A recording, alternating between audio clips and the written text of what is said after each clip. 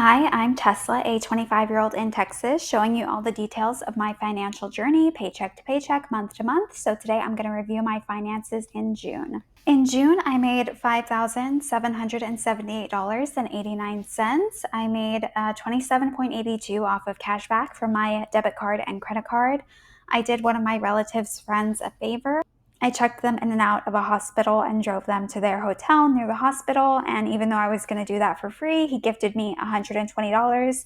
I tried to say, no, I can't take that, but he wouldn't leave until I took the money. So that was a nice little gift there. Interest paid. I earned $45.36 in interest from my various savings account. I have one account that earns up to 4% interest on $6,000, and then I have another that gives me 1.30% at the moment, and then my regular bank is now offering 1.10%. So I hope the other banks that had highly competitive rates even before these hikes continue to raise their standards. My roommate wanted to have June paid for ahead of time. So with those extra payments she made, it came out to $1,355. And then my regular salary was $4,207.72 in gross pay. In net pay, it would have been $3,807.72, but I track my 401k in budget, so that's why it gets added to my salary. For the side hustle, I just did an introductory session with a client of mine, and we discussed their upcoming goals and steps to reach those goals. So this is a new document that I've been using where I try to track what I think I'm going to spend versus what I actually spend.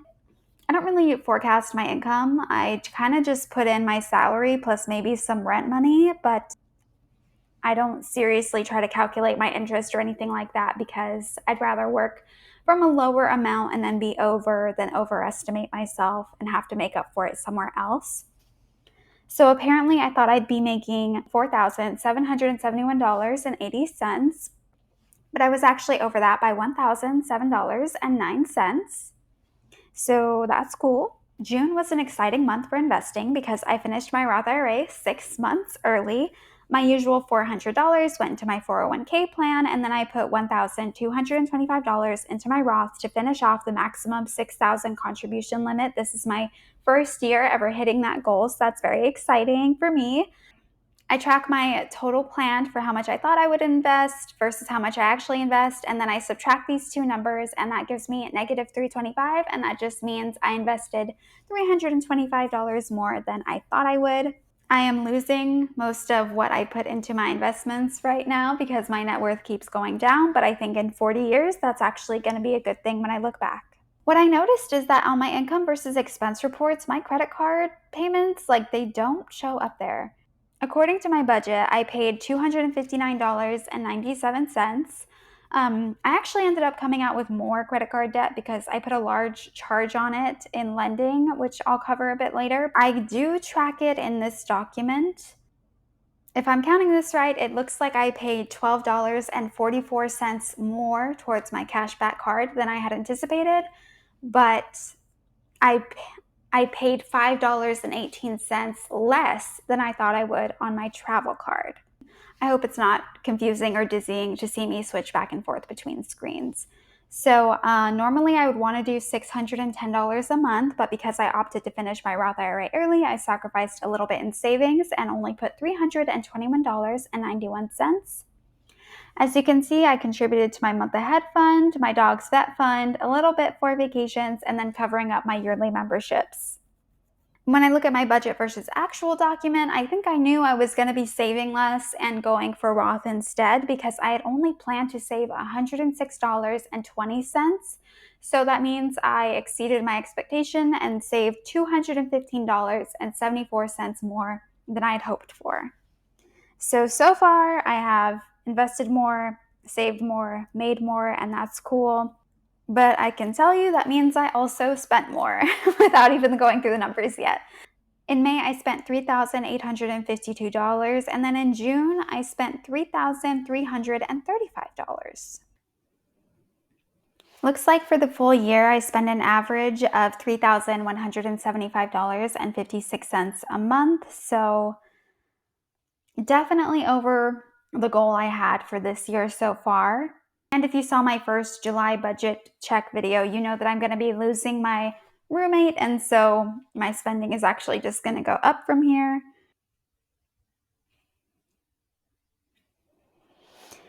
If we look at my spending by Payee, of course, my mortgage is the highest. I bought some airline tickets for my Vegas show.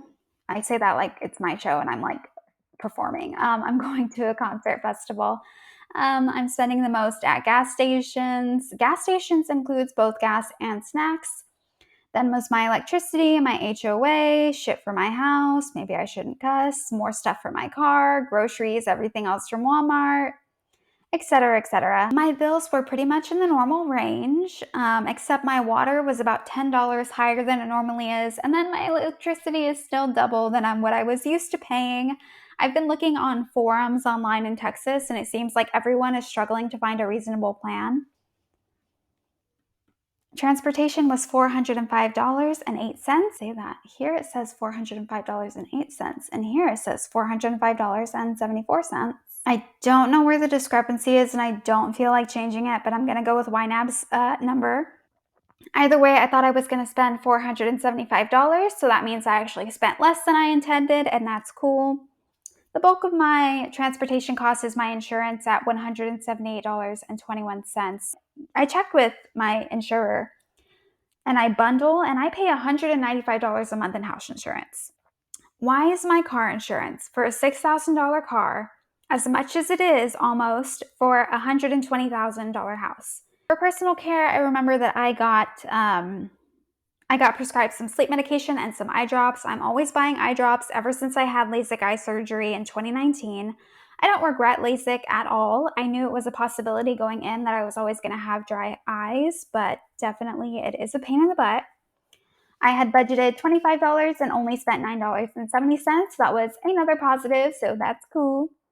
More money to move elsewhere, which I'm sure I totally did. I spent $260.32 on home care, which is $8.40 more than I planned. I paid off my Tushy bidets, one of which I kept and the others I gifted to someone for their birthday. I had to buy like several tools to install the bidet. I swear that whenever I ask a guy friend to install anything to try to save me money from like a home repair person or whatever, a handyman, like by the time I'm done paying for all the tools that I need, it like might as well have hired someone anyway. I also bought a keyless entry door handle where I can just type in a code and then it will like auto lock instead of dealing with keys. It's also not installed yet because I'm waiting for my roommate to move out first so I don't use up one of the codes. A bunch of my Tupperware had disappeared, and so I had to buy some more, which sucks because it was expensive Tupperware, and then I had to buy the cheap kind, but I also got an extension cord because I've had a microwave in my garage for a long time that I always meant to sell, and then I never did, and I also don't use my downstairs anymore. Like, I don't go into my kitchen anymore because of my roommate, and so I brought my microwave upstairs, and I bought an extension cord for it so it could reach the plug. I don't know where my broom went, so I went and got another broom too. I tried to buy a kitchen light because my kitchen light fixture got broken, and then I did buy it, but then I was like, oh, it's actually kind of ugly in person, so then I returned it, so that's still on my to-do list for later. For pet care, I had budgeted $0, but then I spent $5 because I was trying out different wet dog foods to see what Chip likes, and it turns out he just likes all of them. He didn't have a favorite. He just likes any type of wet dog food. And then I think that leaves groceries where I just spent $1.40 more than I thought I would, which is really good. Dang, that's like very close to zeroing out there. So in June, my biggest category was lending because I bought someone a plane ticket, but they're going to pay me back. And then also just other like miscellaneous sort of things. So in June, I spent $252.66 on dining out. And I actually think that's pretty good because just for reference, in May, I spent $415 on dining out. So I reined it in. And that's still more than the $190.16 I budgeted. That's $62.50 more. But considering I had brought in more money than I guess I thought I would have, that's fine. It's pretty much nothing but fast food and then like maybe a lunch for my mom in there. And then I also tried another dog-friendly restaurant place where I took Chip, and it was like very disappointing. They didn't even have meals for dogs. And And Chip didn't even have a good time there. Like, dogs can go there, but I wouldn't say it's like a place for dogs to eat with you and hang out with you. It's like kind of ugh. And then for giving, I did 119.59. I don't really like to go into the details there. I think I had budgeted 97.73, so I gave $21.86 more than I thought. You know what's kind of confusing is like this is static, you know? And this is not. This is grouped by like most to little. So as I switch back between screens, I keep having to find where stuff is at. Miscellaneous. I spent $101.47 on miscellaneous. These were impulse purchases. So my job was having a headshot day, and they told me bring a prop that you can infuse into your personality for a photo. And I chose a giant calendar, which I bought last minute. And then when I was doing that, I saw a really cute under the seat suitcase. And if I had to fly Spirit Airlines because flights are so freaking expensive, then I need something that's going to fit under the seat, because no way am I going to let them check my baggage. I have heard the stories. Oh, and I bought a social media sheet for my work, just so I have a different way to present my social media posts to my supervisors. And so miscellaneous, oh, that was called That's New when I made this. I had budgeted 35, spent over $100, so I spent $66.47 more in that category. That brings up appearance next at about $57.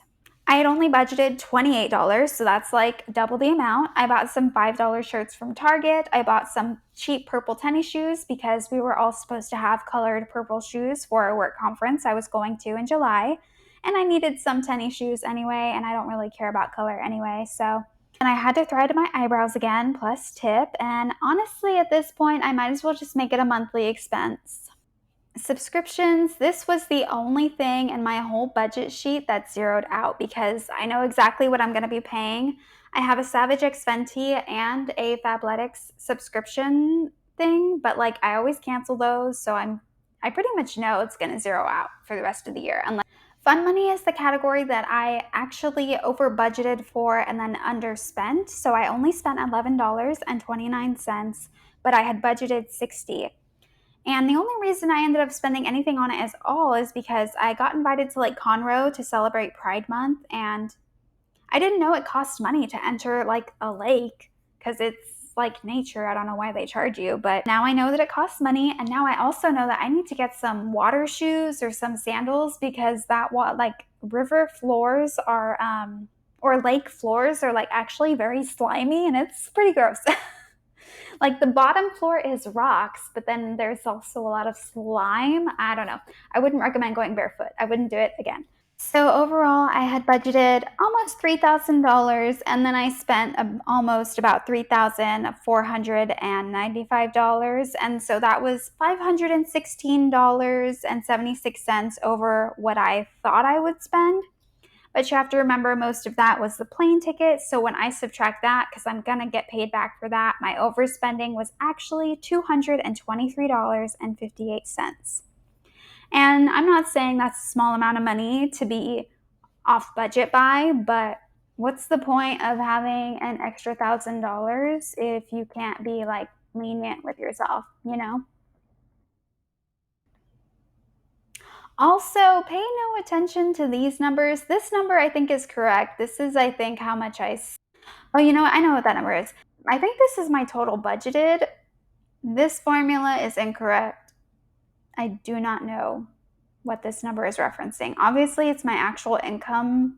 Maybe it's supposed to be my income minus what I budgeted. So maybe that's like J7.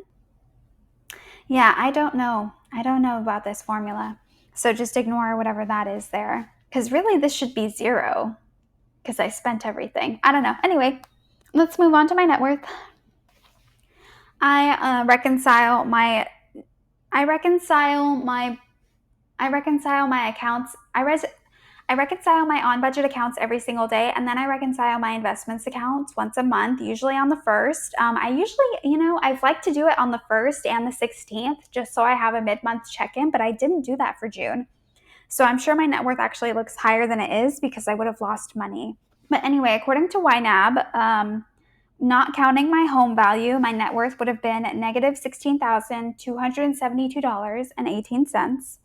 The reason I don't include my home value in my net worth in YNAB, I do include it in another net worth tracking document that I have in Google Sheets, is because it like inflates my head. It gives me all these ideas like, why can't you have everything you want? You have $100,000 net worth. You can do anything you want, blah, blah, blah. And it's like, that's not true because it's not liquid. So it's just not like a good mindset for me. I'd rather see myself negative and pressure myself to behave more.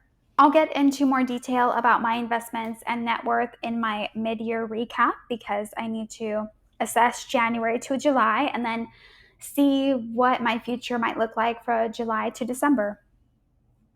Because things in my life are shifting, and I think it's always good to assess your goals. So, good luck on your financial journey, and I will see y'all later.